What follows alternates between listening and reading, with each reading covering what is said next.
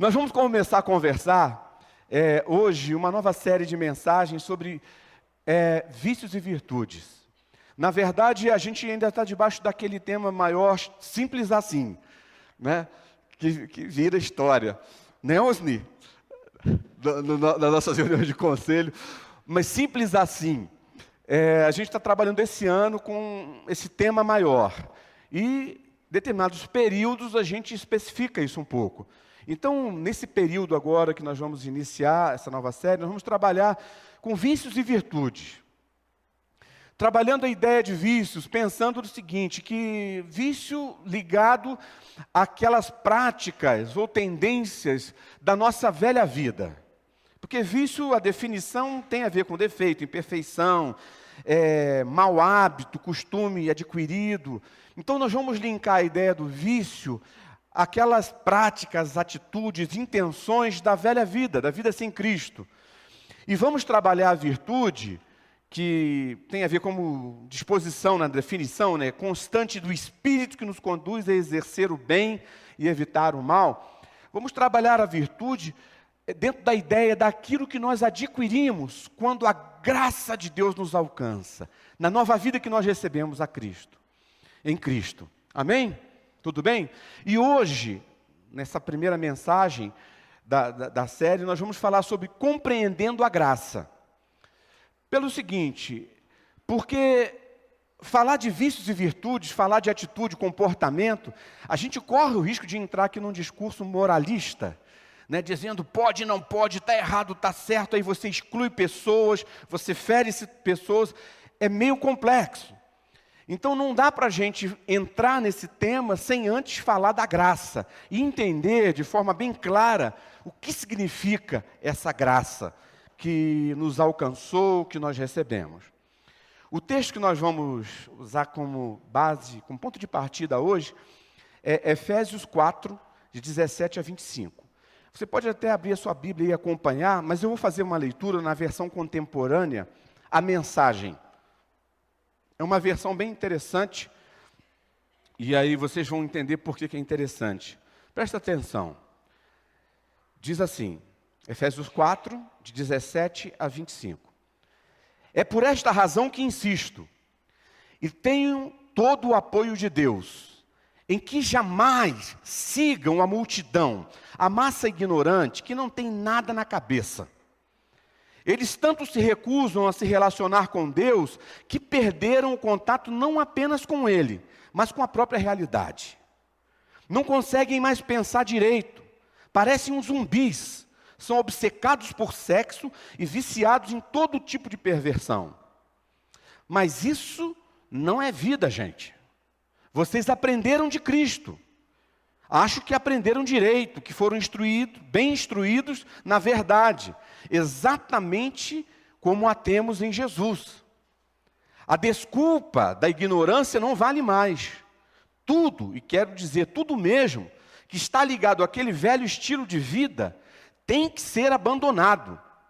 É pura podridão, doideira total. Já imaginou ler doideira total na Bíblia, gente? Eu achei fantástico isso aqui. Saiam fora.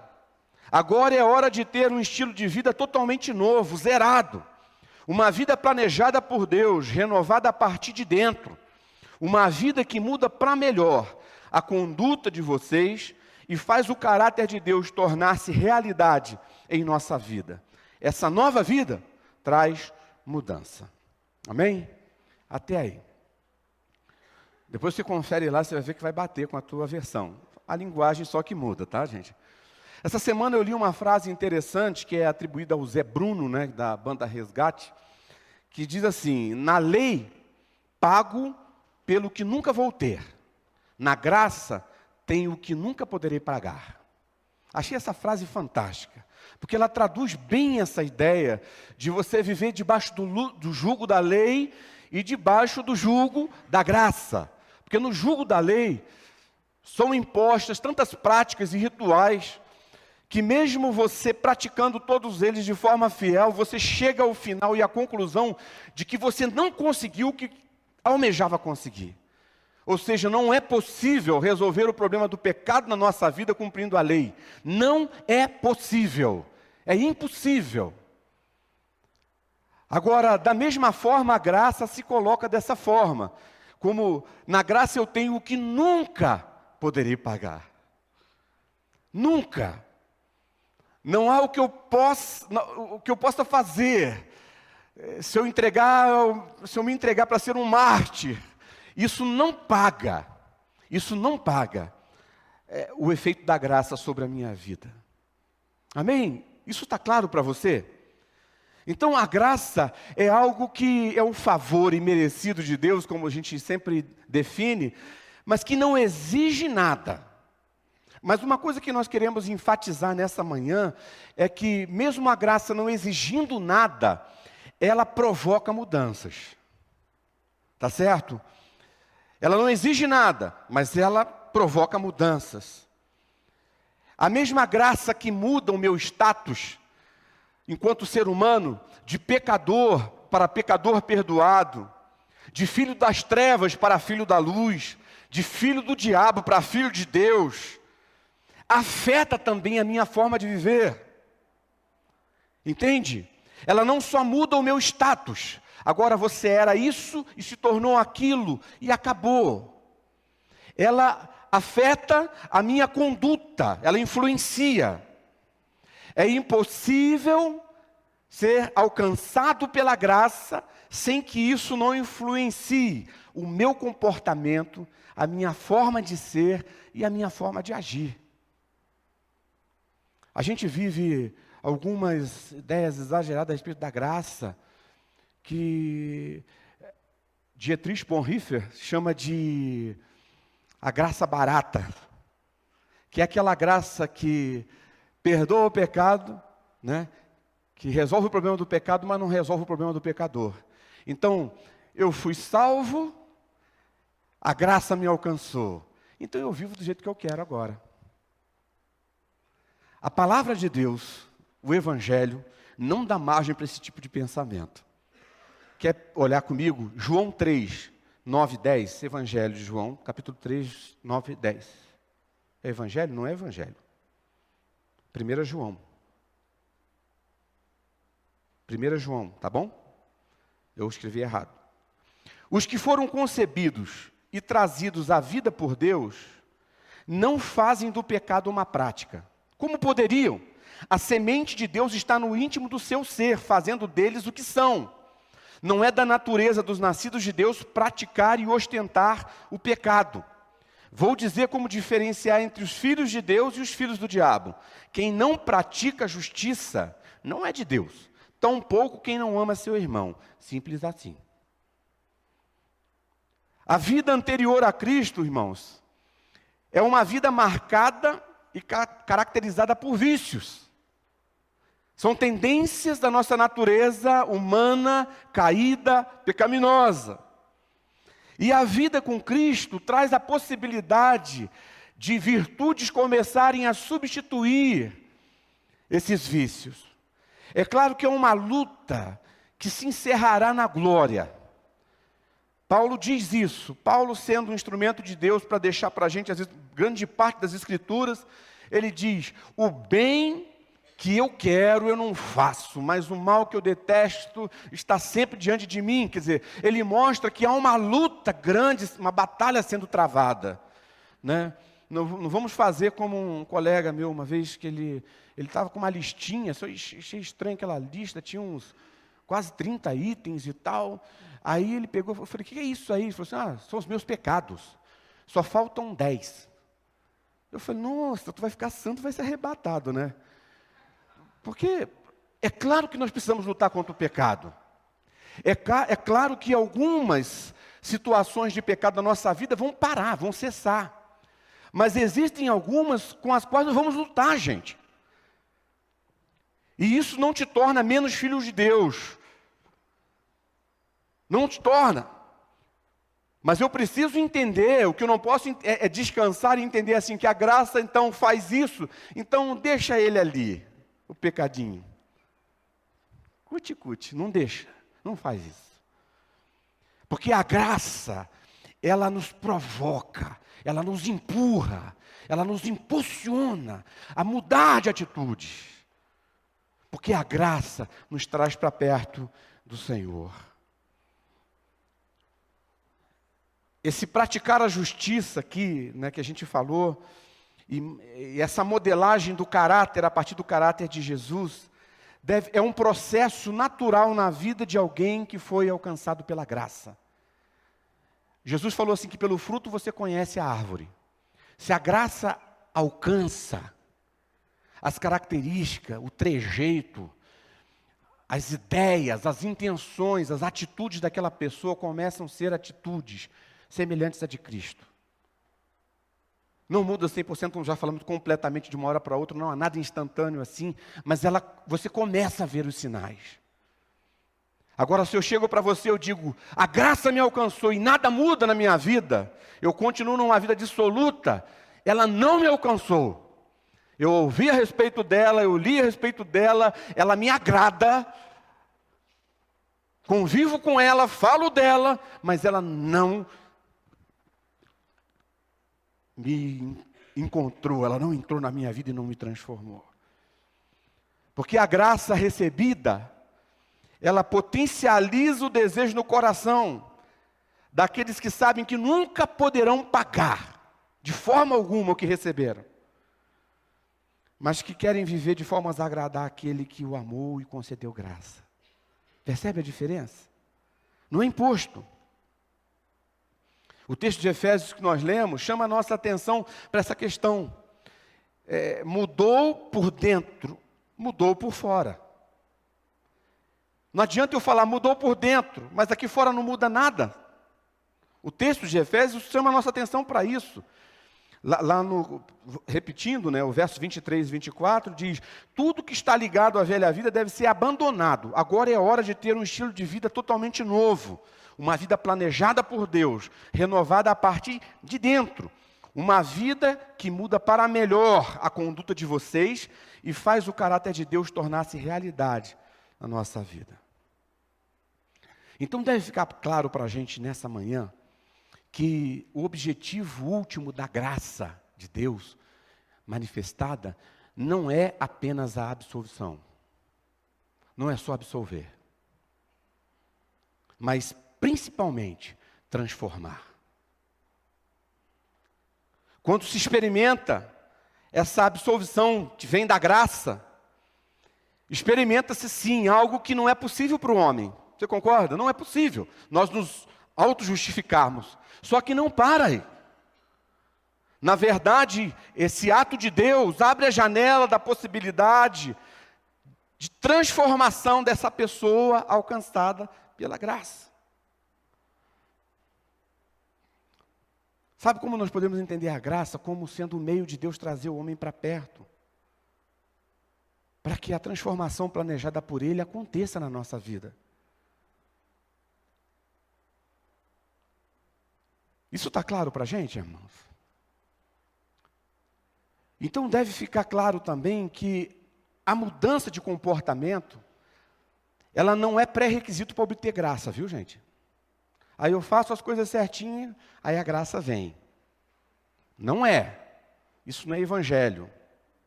Porque se assim fosse, não seria graça, seria o seu esforço. Seria o meu esforço. E também, a mudança de comportamento não é uma ordenança da graça.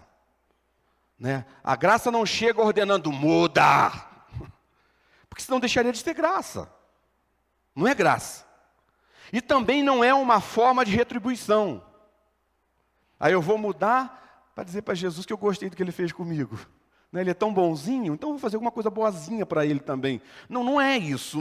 Não é uma forma de retribuição. Porque também não seria graça, dependeria do esforço humano. A mudança de comportamento é uma mudança natural e irresistível, que é deflagrada na vida de quem foi alcançado pela graça. É fruto.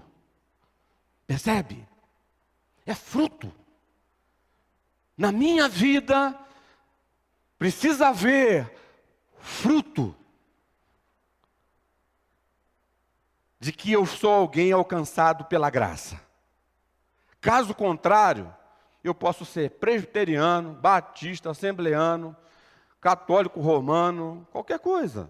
Serei um adepto de uma religião. Mas se de alguma forma, na minha vida, ficar evidente, fruto, oriundo da graça, que é só a graça de Deus que me absolve, me regenera, me livra dos pecados, mas me regenera também, me transforma, aí, só se esses frutos aparecerem, essas virtudes surgirem, é que então eu posso dizer que sou alcançado pela graça. Amém? Falei que eu estou penteca hoje? Amém. Eu falei aqui do Bonhoeffer, tem um livro antigo dele, se você puder ler, né? Ele foi um cara que bateu de frente com a Alemanha nazista, foi preso, passou por tanta coisa por levantar o Evangelho e por dizer que aquela situação política daquela época era contrária ao Evangelho de Jesus. A igreja anda muito calada em relação ao sistema vigente do nosso tempo, no nosso país. A gente precisa abrir mais a boca e tomar mais atitude, né? Mas ele, nesse livro, Discipulado, que é o nome do livro, ele fala, um dos capítulos que ele fala sobre a graça, ele faz uma diferença, ele fala da graça preciosa e da graça barata, né? Ele diz que a graça barata é aquela carregada de doutrina, refém do intelecto, né, bem definida em termos intelectuais, mas limitada e rasa. Né, uma frase dele do livro, que a gente colocou, que graça barata significa justificação dos pecados e não do pecador. Dá para entender a diferença? Resolve o problema do pecado, mas não muda a pessoa. Não transforma o pecador. Só eu sou pecador e por ser pecador tenho vários pecados. Então a graça chega, perdoa esses pecados e ponto final. A graça barata é assim. Mas ele fala da graça, e diz mais ainda sobre a graça barata. Ele diz que a graça barata é a pregação do perdão sem arrependimento. Você fala do perdão, todo mundo concorda que há perdão, mas não se convoca ao arrependimento. Você não precisa se arrepender. É um evangelho frouxo que tem sido pregado nesses tempos, viu, irmãos? É que você não confronta pecado, né? Não dá nome aos bois, e não convoca ao arrependimento. A graça barata é o batismo sem a disciplina de uma congregação. Tem crescido nos nossos dias essa população dos sem igreja, né? O pessoal se converte, é batizado, não tem igreja, para que igreja? Não preciso de ninguém, não preciso de estrutura, não preciso... Claro, não estou falando... É que essa pessoa não entendeu o que é igreja. A gente não precisa de estrutura mesmo, né? Eu já falei para vocês aqui um sonho meu, que um dia a gente pudesse ser igreja, sem prédio, sem templo, sem CNPJ, sem nada, mas viver intensamente a essência daquilo que a palavra de Deus diz que é a igreja. É um sonho no meu coração. Pode ser uma utopia, acho que é uma utopia, mas está aqui dentro. Não abro mão disso aqui no meu coração. Mas não há como você dizer, olha, a graça me alcançou, e aí sou batizado e não faço parte de nada. Não estou ligado a uma congregação. A graça barata é ceia sem confissão de pecados. É absolvição sem confissão pessoal. A graça barata é graça sem discipulado. É graça sem cruz. A graça sem Jesus Cristo vivo e encarnado. É interessante essa fala dele, não é? E fazendo um contraponto, ele fala da graça preciosa. E aí a graça preciosa nós podemos entender como aquele tesouro oculto no campo, que Jesus fala na parábola, que aí a pessoa vai e vende tudo quanto tem para adquiri-lo.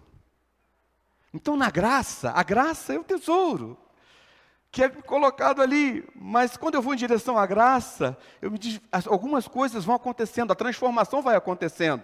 É aquela pérola da parábola também, preciosa, que faz com que o comerciante se desfaça de todos os seus bens para obtê-la.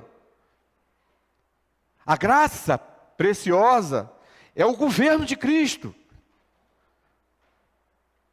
pelo qual a pessoa arranca o olho que escandaliza, se for necessário. É o chamado de Jesus para quem quer ser discípulo.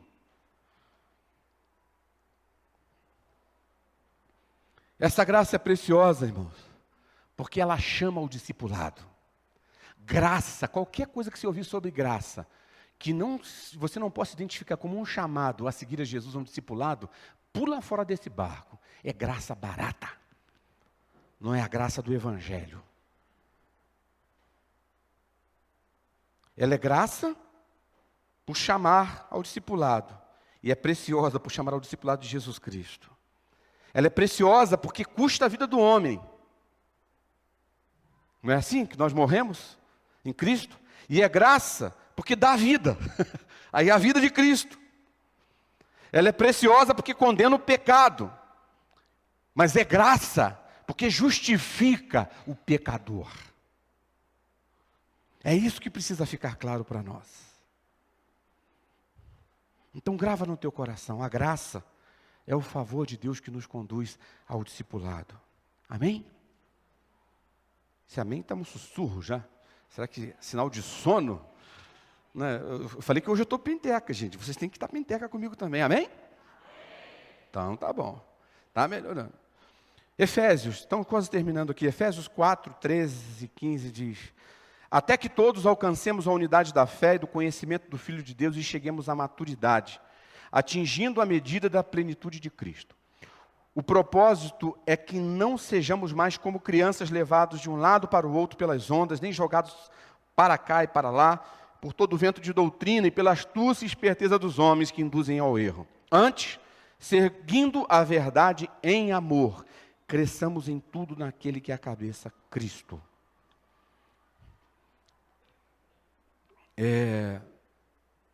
Essa graça transforma atitudes. E essa transformação, ela precisa se manifestar através de ato, palavras e intenções, o pensamento. Isso é um assunto que a gente vai continuar conversando na sequência dessas ministrações. Só para a gente concluir, eu quero ler ainda Romanos 12, 1 e 2, que é um texto bem conhecido, diz: portanto, irmãos, rogo-lhes pelas misericórdias de Deus que se ofereçam em sacrifício vivo, santo e agradável a Deus. Este é o culto racional de vocês. Não se amoldem ao padrão deste mundo, mas transformem-se pela renovação da sua mente, para que sejam capazes de experimentar e comprovar a boa, agradável, perfeita vontade de Deus. A graça promove na gente aquela famosa metanoia, mudança de mente, mudança de intenção naquilo que se faz ou se deixa de fazer. Esse é o desafio. Então, só para a gente concluir, eu queria que você estivesse guardando isso no teu coração e tivesse em mente ao longo das outras ministrações que nós teremos aqui aos domingos, a partir do domingo que vem, que vai ser tudo sobre essa cama da graça. Então, o desafio é de nos libertarmos de qualquer tendência de viver movidos pela graça barata. Ela é mais fácil, tá, gente? É mais fácil falar assim: olha, Jesus me salvou, não preciso me preocupar com mais nada, fico tranquilo. Né? É bem mais fácil viver esse cristianismo. Mas o cristianismo do Evangelho de Jesus diz que essa graça, ela realmente é um favor que eu não mereço, eu não posso. A minha mudança de status só é possível a Deus. Mas essa graça, ela desencadeia um processo de transformação na nossa vida. Então, vamos nos libertar dessa visão da graça barata que não muda nada. Não muda comportamento, não muda atitude, não muda nada. E vamos valorizar e viver debaixo da graça que justifica o pecado, mas também justifica o pecador. Amém? Acho que não daria para ficar sem falar isso hoje, né? Então, estamos aí. Que Deus abençoe essa palavra no seu coração, como também tem falado no meu coração, e que nós possamos viver a clareza, a nitidez da graça proposta pelo Evangelho, pelas Escrituras. Amém?